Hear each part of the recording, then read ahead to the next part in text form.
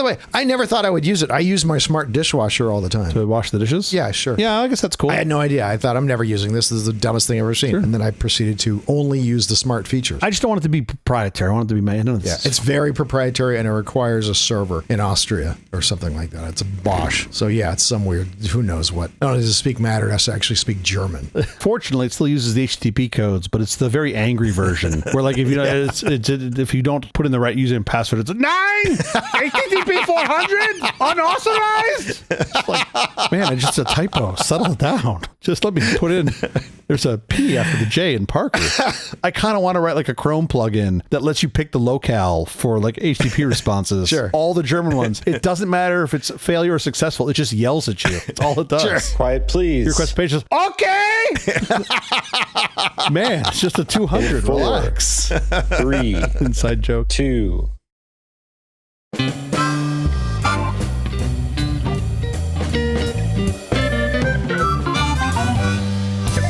Company presents a truly terrible podcast. Welcome to Nonsense Season 3, Episode 60. I'm Jeff Parker. I'm Still. This is our take on the week's business, tech, and entertainment headlines. This time, iRobot has sucked up all their cash. Now what? Well, at least they finally figured out something those things can suck up. IKEA's new smart home, no assembly required. This is terrible. So now I'm going to have to say things like, hey, Astrid, turn on the glurn. The end of the eBay era. TikTok Shop is the new king of impulse buying. My wallet would be absolutely empty if somebody launched a vintage computing channel on TikTok. Also, our big story later this week, Cosmic Close Call, the story of 3i Atlas's daring flyby this December. First of all, it's like 20 kilometers across, and we know it has 3 eyes. In the U.S., it's Veterans Day, honoring the brave individuals who selflessly served and defended freedoms, often facing difficult and dangerous situations. Our sincerest thank yous to all of you. We could only do this show if they do what they do. We can only do anything, probably, because of the things they've done. How's your week going? Well, I, for one, continue to be impressed by the extent that those, quote, alleged scientists will go to continue their false agenda. Alleged scientists? Yeah, what do you mean? Yeah, it was 91 degrees here in Los Angeles yesterday in November, right? It's basically the middle of November. It could not have been easy for them to fire their heat laser to make it that warm under the auspices of climate change. Oh, that's what they did. That's clearly how we get it so warm here in November. Sure. Meanwhile, I was busy making a spreadsheet of measurements to hang perfectly placed photo frames in my home that my wife wanted evenly spaced in not 1 but 2 dimensions. Sure. And I don't know how regular people hang photo frames, but I know how I do it, and it's special. It's a lot of measuring. It's a lot of math. It's a lot of measurement, and it's a lot of math, and it's a lot of spreadsheets. By the way, I'm with your wife. I like them very precise. Yes, which I agree. You don't want to put them all up haphazardly. I don't want it to look like clutter. No, that's why she has me do it. But then in the end, after it's all done, she's like, oh yeah, that half over there, I don't like it. I want to do it with different frames. And I was like, okie dokie. I literally asked her if she wanted me to wheel the trash can out front so that when I off myself, I could be in the trash can. Less cleanup for her. Not quite so heavy. A lot of change orders on the project, huh? There are. The problem is change orders are where most contractors make all of their margin. Sure. Since my hourly rate is approximately 0 in the household, all it is more work for me. Of course. Anyway, week has been lovely. I'm clearly living the dream in both regards. How about you? How was your week? My bout with vertigo seems to be over. Good. Knock wood. I don't want to jinx it or anything, but I'm really happy that I can actually, be upright and not tipping over all the time. Walk. Yes, because that was getting old fast. Sure. The other big thing of my week is USC football cheated you once again. So what's new? No, we did not cheat. We cheated. No. I am happy to make sure that our school is under the most and strictest scrutiny. We did not cheat. We merely changed a guy's number. Explain to the listeners. There were 2 guys who were wearing the number 80, which it turns out in the NFL is completely illegal during the regular season, but in college football is apparently legal. Yes, and always has been. We sent third string quarterback out there who looked like he was a punter. It was for a punt. And it looked like the punter all of a sudden fired a laser. Yeah. Well, it's for a punt. Okay, first of all, back up. They gave him the jersey number of 80, which is what our punter wears, before the start of the game. So it wasn't like this was hidden, right? Oh, and it was written down. It was all registered and all the things you have to do with the numbers. And then for a punt, he came out, took the long snap, and then threw a beautifully guided ball, which was fantastic. Yeah. It was absolutely fantastic. And may I also suggest, legal. It is legal. There's no requirement. The requirement is that no more than 2 people in college college football, the requirement is that no more than 2 people can wear the same number, and they cannot be on the field at the same time, because that would be madness. Right. And I think with USC in particular, this is even a little more effective because USC does not put their players' names on the jerseys. We have just numbers. Sure. So I thought it was lovely. It was great. I think you can pull this trick once. Probably. Yeah. You just need enough tricks.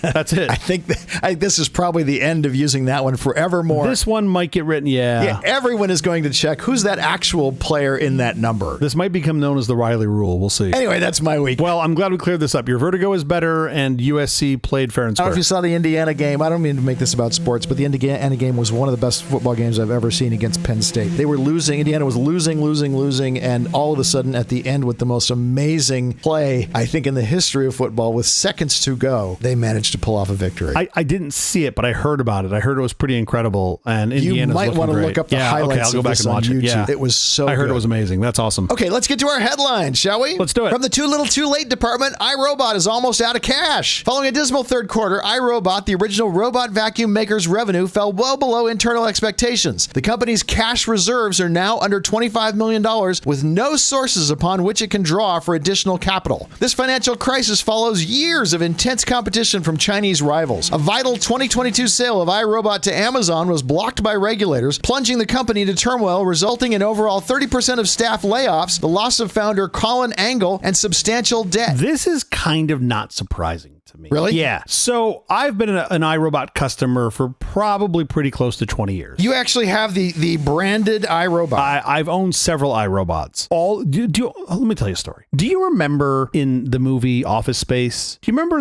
the one of the grand scenes at the end when they all just beat the living snot out of the printer? Beat the printer up. Yeah, sure, of course. The printer in my life is the iRobot. Is the Roombas. It's all the Roombas I've ever owned. All of them. They're just. It's like having. I'm assuming it's like having an electronic personification of a grumpy teenager. The other way around. The point is, they never do what you ask them to do. They always seem to be, dustbin is full. Like, well, just come on. I have the thing. Suck the thing out. Why am I can't. Like, I swear to you, it is faster for me to vacuum my kid's room than to manage the Roomba to do it. It drives me bananas. But I'm pot committed. Like, I bought this thing for like, I don't know, $800 dues. How many years ago? The current one I have is probably 5-6 years old, something like that. Okay.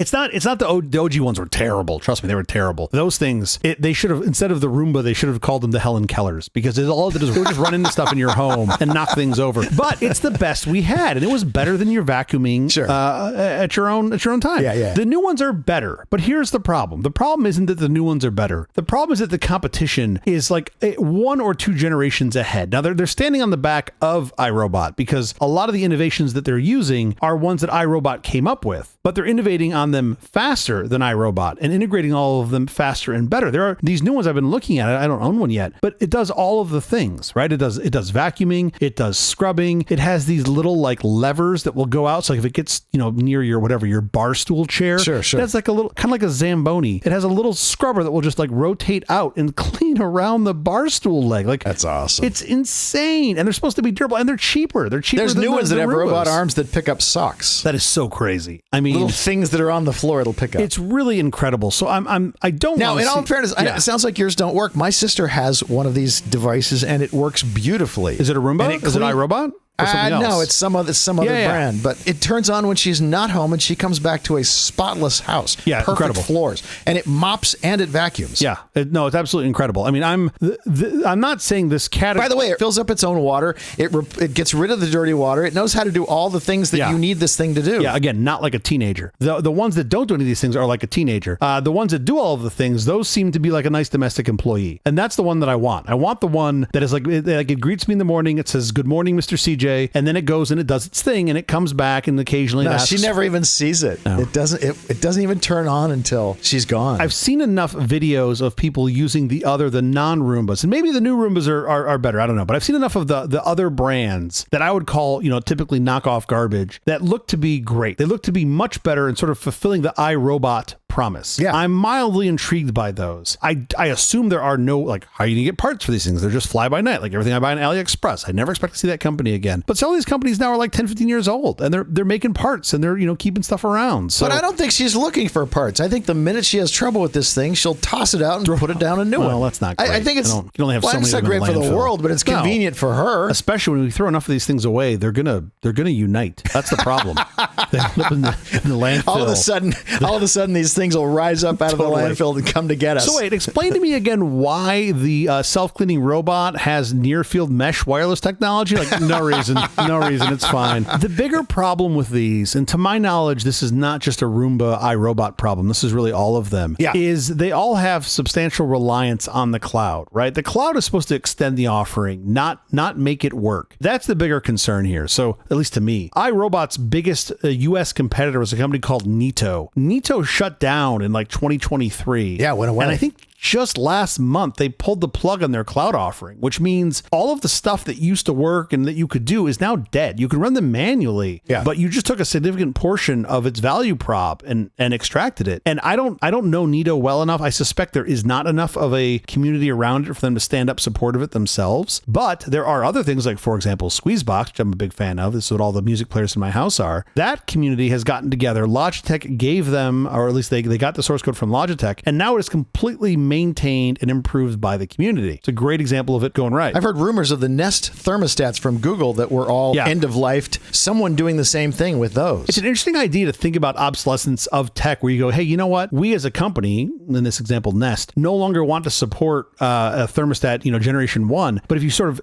ahead of time think about how you could hand that off to the community, that is really intriguing to me. I don't know if they did or if somebody figured out how to do this. Yeah, or both. It could be both, right? The problem is it's a lot easier if the manufacturer kind of gives you a path. Of course. And you go, well, they always want you to buy a new thing. I don't know. A lot of manufacturers now, I do think, actually maybe not a lot, but a non-zero number wants you to buy a new one because it's better, not because you have to buy a new one. Because they know they're going to lose you to somebody that makes a better product. Well, that's exactly what happened with Nest. I've switched over to Ecobee. Which I like a lot. I mean, it's really nice. By the way, is there a Matter specification for controlling home vacuums? Oh, great question. Is that part of the Matter spec yet? I know they're expanding the Matter spec every single, seems like every month they're adding new devices. Yeah. No, that's a great question. But I don't know about vacuums. I would prefer you not to ask me that, though, because I was thinking about buying one of these things. And if I have to get on the Matter bandwagon to wait for one of these, like I have with everything else that's come up, where I'm like, oh, that looks neat. Is it Matter over Thread? Nope, not going to buy it. Like, that's the world that I'm in. Yeah, for sure. Yeah, that would be super neat. If it doesn't, I think you and I should write it. We should find out. 100%. Anyway, this is a crazy fall for iRobot, right? This company, the deal with Amazon that you mentioned, I want to say it was like almost a $1.5 billion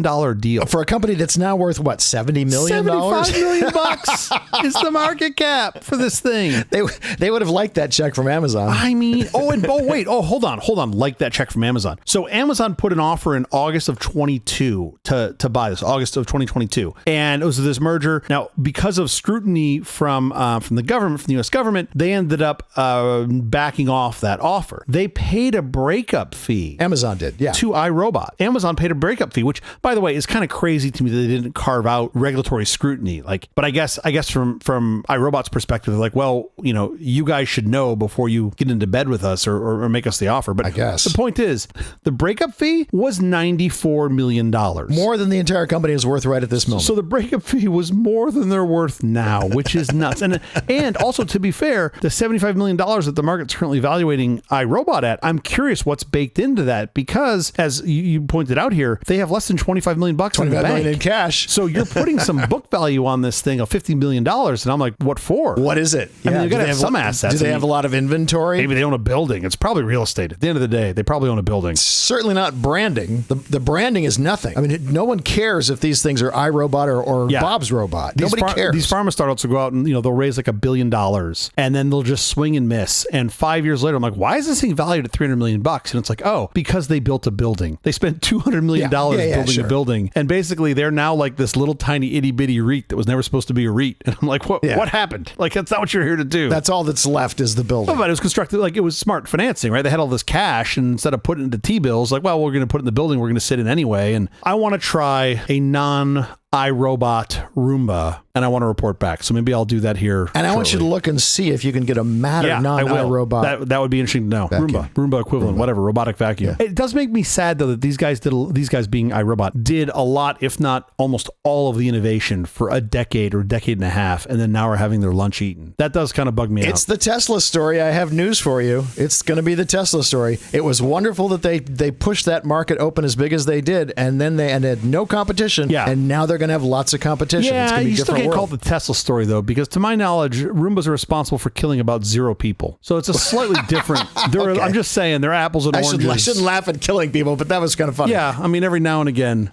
While we've been talking, I looked it up, and the robot vacuum cleaner is included in the Matter specification. Is it really? Damn it, Jeffrey. It was included in Matter version 1.2, which was published in October of 2023. So now I can't buy a robot. I cannot buy a robotic vacuum until it supports Matter. You're going to want the Matter one. The other nice thing about it is if the company that issues that robot vacuum goes out of business, because it's Matter, there's no server for them to turn off. It will continually work. Yeah. You'll never lose control of it. Yeah, and that's to me that's the other big takeaway from this. Right? One is that I'm sad that that iRobot did a lot of the pioneering here and has had their lunch eaten and didn't stay ahead of the curve. That's a them problem. That's not a market problem. That's a them problem. The other thing I'm sad about is a bunch of people that bought these things are going to be stuck. Are very likely going to be stuck, right? That now, sucks. maybe the community steps up. Maybe iRobot dumps source code out or support. My hunch is it's not that easy for them to do that, right? Their hands are usually tied. They have some licensing deals for other parts of the software that they can't do it with. Yeah, not great. Matter, open standard. I am optimistic about our future. Solves that problem. It'll. Yeah. Speaking of Matter, IKEA is looking to take over the home automation universe one smart home at a time. IKEA is launching 21 new Matter-compatible products, aiming for mass adoption by making the technology significantly more affordable and easier to use. Yay. This major relaunch rebuilds their entire smart home system, focusing on 3 foundational segments: lighting, sensors, and control. These would include devices such as diverse smart bulbs, motion sensors, air quality, temperature and humidity sensors, leak detectors, remotes, and smart plugs. The core strategy is aggressive pricing. IKEA's stated goal is for smart versions to cost only €1 or 2 more than their non-smart counterparts. Early estimates suggest highly competitive U.S. pricing, with bulbs starting around $5 U.S. and remotes for $4 U.S., positioning IKEA as the dominant force in accessible smart living. Yeah, but when they said that the smart versions might only be, quote, €1 or 2 more, within a couple years, that euro or 2 could be like $50. So like,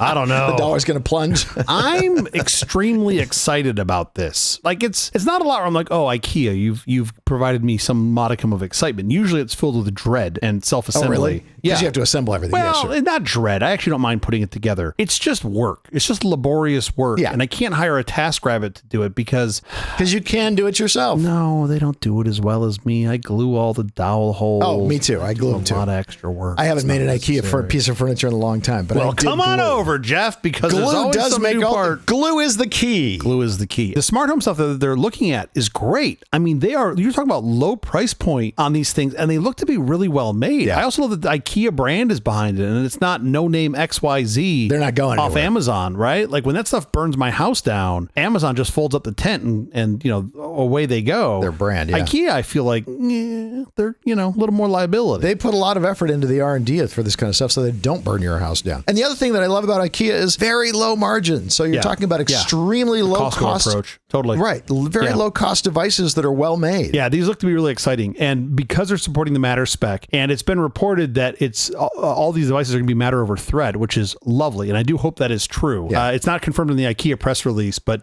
they didn't say one way or the other. Hopefully, if they're all over Matter over Thread, as soon as he's hit the ground, I will be there to buy all of them. Yeah. Because if it's Thread support and it works as well as their previous stuff has, which has had a pretty good track record, these will be awesome ads. And I'll replace all the proprietary Wi-Fi stuff that's left in my house with these in a heartbeat. The previous version of the IKEA stuff was Zigbee. The radios basically are talking on the same frequencies, so it's very easy for them to switch over and make it Thread. Yeah, Zigbee is a communication protocol. Think of it as like the father or grandfather of Thread, right? Like Thread was derived significantly from Zigbee. So it's a close jump. Now, the Matter spec's a little different animal. If that's the transmitter you're talking about, it's a fairly easy thing, relatively simple thing to switch over from Zigbee to Thread. Now, Matter is a different animal. They were using a proprietary system before. Matter is sort of the application layer that sits on top of it. But I can't imagine any smart home manufacturer investing any time in something other than Matter. Like, I have to believe they're all focused on Matter. Certainly IKEA is. So that makes a lot of sense to me. I would make a distinction between Matter over Wi-Fi because I don't love Matter over Wi-Fi. No. I mean, I like it better than proprietary language over Wi-Fi, but I don't love anything over Wi-Fi for smart home use. It's too slow. The lags are too much. Yeah. Also, it's no mesh network, so you can only talk as far as your Wi-Fi goes. Yeah. I'll be curious to see what happens as you get richer devices that want to speak Matter. The robotic vacuums are an interesting example. Those might not do so well over Thread. You might actually want them to be dual stack or Wi-Fi just because if they want to send more data, specifically like mapping data. Yeah, but even the mapping data is a small amount of data. I have wireless cameras. I have cameras in my yard, security cams. And not only do they record locally and they record on an NVR, they also transmit over Wi-Fi. In that case, you need Wi-Fi because of the quantity of data. I don't think you need that for a vacuum. They're on 5G or they're on Wi-Fi? I'm so sorry. They're on Wi-Fi. 5 gigahertz. Yeah, 5 gigahertz Wi-Fi. Yeah, my understanding of Thread is you're looking at a bandwidth of around 250 kilobit per second. It's tiny. For most things. Compared to Wi-Fi. Yeah, for most things, home automation, it's plenty. 2 orders of magnitude too much. By the way, I think it's plenty for vacuums too. There's just not that much information. I just don't know what kind of mapping data they might want to send back. If they're sending back visual mapping anywhere, that could be a lot. But I suspect you're probably right. For most of it, it's like a 2D map. It's like, here's where I went. Right. And over here, this is the dirt that I didn't pick up. And over here is where my dustbin exploded and it pushed everything out. Over here is where I saw the dog turd. Do you know that one of the biggest functions of these, by the way, one of the biggest functions on these is dog turd avoidance. I did not know this. And I remember after reading that, I remember reading about like OG Roombas that would just go right through a dog turd and spread it all over the entire house. Oh, that's awful. Could you imagine? It's like having a toddler. Like, forget about the fact that mine now act like teenagers. It's like having a toddler that just spreads yogurt all over your MacBook. Like, so your cleanup device actually makes things much worse. 1,000 times worse, right? I could only, and like this has happened. There must be people that have been just like that. That's when it turns into the printer and you have to take a baseball bat out to a field under the cover of darkness and beat the living tar out of your Roomba. So anyway, IKEA, I am excited about this. Oh, that's funny. I have to believe when you go buy, what did you say, like a $5 smart plug from these guys? Yeah. That you're going to go buy 6 of them for $30. You're going to bring them home. You're going to be super excited. You're going to open the package and you know what it's going to be? It's going to be a pile of PCBs and a bunch of resistors. And you have to put it together. And there's going to be this little amorphous blob in the instructions that shows you where to solder all the stuff. And you can't even be angry because you bought it from IKEA. Like, you knew what you were doing. This is what happened when you walked in, right? It's like they're like, "What? Did you miss the part of IKEA where you assemble everything?" Like, sure. They literally have trash cans that require assembly. Trash cans. How do you assemble a trash can? You've seen the meme of buying a novel from IKEA and it's basically a Scrabble set. Oh, that's really all the funny. tiles with all the letters. That's really funny. Yeah, it's a typewriter. Here you go. Good luck. All right. Well, I'm going to buy these. I will happily be the canary in the coal mine because I don't think it's a coal mine. I think these are going to be fantastic. Yeah, I was going to say, I don't see any coal mine here. I see good quality work at a great price. Yeah. No, these are going to be great. So I'm excited to get there. TikTok Shop, bigger than eBay in a tenth the time. TikTok Shop is exploding, matching the e-commerce scale of veteran eBay. Driven by its shop what you see, video-first model, TikTok Shop is a disruptive force, having hit an estimated $19 billion in global quarterly sales. This massive growth, including a 125% quarterly surge in the U.S., puts it on par with eBay's overall sales volume, an astonishing feat for a platform barely launched in the West. While Temu and Shein have dominated the low-cost fast fashion sector, focusing on aggressive advertising and pricing, TikTok Shop is now growing faster than both in the U.S., with higher spending per customer in some categories. It leverages influencer-driven content and social discovery, carving out a potent niche against its pure-play e-commerce rivals. What it's done is it's combined the logistics, right? The purchasing of the thing, the thing we would normally describe to an e-tailer, the Amazon of the world or whatnot, or the Best Buy or whatever. Sure. And it's taken that and it's married it to the advertising model in a way that we've postulated many times, but never been able to successfully do. They have done it. TikTok has done it successfully. And that's what's so interesting to me. And it's like, I want to say, well, of course they have. The content's compelling. TikTok didn't make the content compelling. TikTok made the discovery of the content that's compelling easy. Yeah, right. And now they're just like, hey, you want to go talk about silicone rubber covers for your track pads? Great. Fill your boots. We're going to help you find the 8 people in the world that want to buy those. There's nothing I want to talk about more. Your 47-minute video about why this is the best silicone rubber trackpad cover is going to crush it, right? And sure. I'm really fascinated by this because I've looked at several companies. I even invested in a company years ago and was an advisor to them that was trying to do something similar, but it was for like all of the web, right? Like they're like, we're going to glue on to anywhere anybody's talking about a thing and allow you to buy the thing. That's a lot. Which was an interesting idea. Yeah. This isn't that, right? This is the execution of it in a way that I think is just works so much better. Now you still have the same, like, are you an influencer with a brand or are you somebody that's just sort of hawking some crap, right? And but people will kind of figure that out. Making it seamless is brilliant. And I'm shocked they're doing $20 billion a quarter already. That's crazy. Is it mostly impulse buying? Because I can't imagine with TikTok, I don't have a TikTok account. I don't follow TikTok. Sure. But if I can't imagine just all this stuff coming at me and magically being the things I'm actually wanting to buy right now. By the way, this is nothing but QVC part 2. This is QVC. This is QVC, right? That's really what this is. And my understanding is in the US, this is a couple percent of the TikTok universe in the US is doing this live streaming consumption, which is not all TikTok Shop is, but it's the part where they're seeing the biggest growth outside of the US. That live stream consumption is really interesting to me because the theory is you can't doctor it, right? It's not an infomercial that's well produced, only showing you the best parts of the copper pan. Right. This is someone who's like using it in their house and live streaming it. They can't edit out the stuff that doesn't work. And that seems to make it a bit more compelling on purchasing. And folks are, I believe, actually shopping this way. Like, it's not just impulse. My understanding is this is significant volume and significant sales in China specifically. Like, this is the way people are consuming merchandise and discovering and purchasing products in China, which is really fascinating to me. This is the next level of social media. TikTok Shop's success demonstrates that social media platforms can effectively convert entertainment into transactions. And again, many people have tried. Many people have tried because they already have this fantastic algorithm, show me what I want to see. And what I would argue is like virtually an infinite amount of content creation there that they don't manage, right? It just happens. It's all just this magic stuff that gets fed into the system. For them to act as this thin transactional element, one is discovery, I guess hosting too, but who cares about that? Sure. One is discovery and the other one is execution. So the logistics of purchasing and delivery. And you know who bought what when they saw what videos, so you know which videos are effective. That's massive. Good point. I mean, we talk about how 20, 25 years ago, we didn't know as a humanity, we didn't know technologically what was going to work for commerce. Was it going to be the eBay model where you're buying from like individual people and buyers, or the Amazon model? And by today's standards, Amazon has won out by a long shot, several orders of magnitude. Yeah. And you look and go, oh, what's next? Well, it could be this. And Amazon has been running videos for a while of people talking about products. They've got a whole bunch of influencers that do it. I don't know how well it performs. I don't think it performs well at all, not compared to this, but they're at least trying. And if they don't, this is going to eat their lunch. It has to. Okay, enough with the headlines. In fact, enough with the episode. We have to get out of here. Special thanks to our floor director, Jay Farina. Thanks, Jay. We'll be back later this week with our big story. Stargazers hold their breath as Comet Atlas approaches. Hey, I've seen the movie Asteroid. Yeah. I'm going to higher ground as soon as we're done here. Good luck with that. Thank you for listening to all this nonsense. I'm Jeff Parker. I'm Skittle. You know what? He's right. There's an interstellar interloper coming. I'm out of here. Let's go.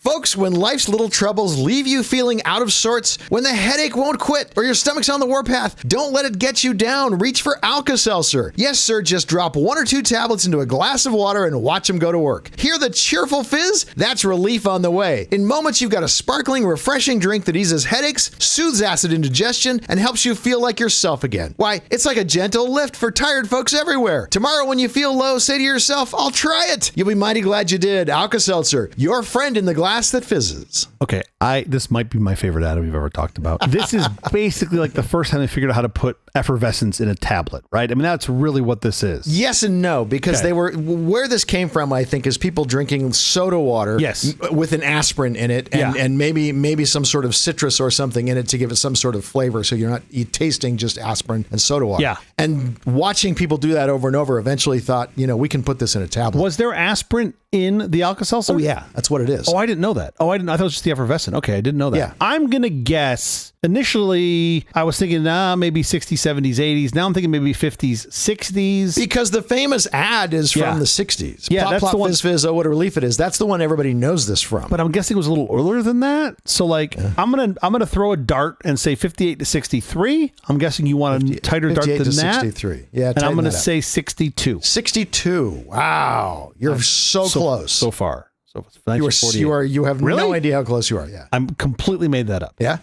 Ready? 1986. 1931. Was it 1931? Wow. Really? Yeah, 1931. Wow. That's fast. I had no idea. A lot of headaches in the 30s they had to get rid of. Yeah, right. Effervescent sales were through the roof. Sure. I mean, I guess that kind of makes sense. I mean, this feels very magical for the 30s to me. Yeah, oh, sure. Like what it did, right? You put it in, you're oh, look at this effervescent. It's bubbles. You don't have to supply your own soda water. This thing makes the bubbles itself. It's effervescence in a tablet. I mean, it does feel like the future, right? Because how old was carbonation? Because soda water you didn't have before carbonation. So you needed carbonation to get soda water. That could not have existed for much more than 40 or 50 years before that. Late 1800s. So this was very novel at the time. Soda water, I think, was 1767. All right, I'm going to show myself out. That asteroid can't get here fast enough.